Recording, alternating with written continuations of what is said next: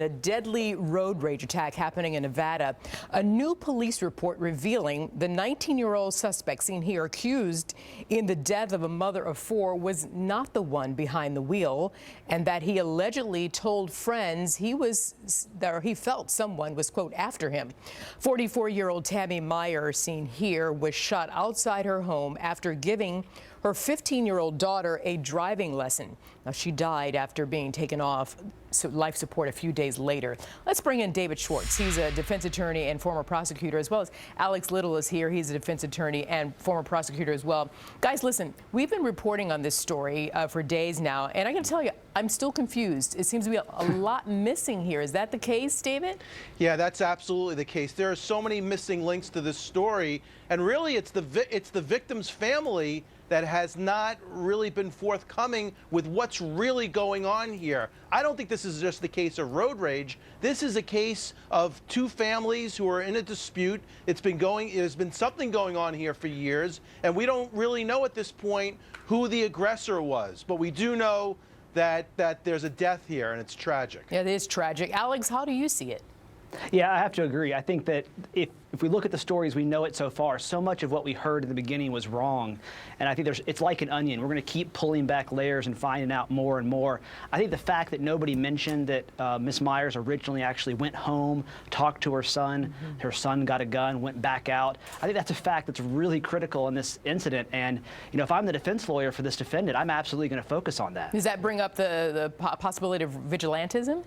Absolutely. I can't imagine why you would go home, get a gun, and go back out looking for somebody after any sort of road rage incident. I'd stay at home and I'd, lock my door. So, David, as they try to get to the bottom of this, what will be the defense's argument? Well, certainly you got the credibility of the victim and the victim's family. Obviously, you're walking a tightrope there if you're the attorney, because you do have this tragic death that took place. But you must look at the victim's actions in this case. There was an incident on the road. She went back with her daughter, and then instead of calling the police, she has her son get a gun. So it's very questionable as to who the aggressor is here, and certainly we could see self-defense. And the only thing that links Norwich to the crime at this point is his own statements. We don't have an identifying witness. Okay, so Alex, David raises some good points. So if you're the prosecutor in this case, how do you lay it out?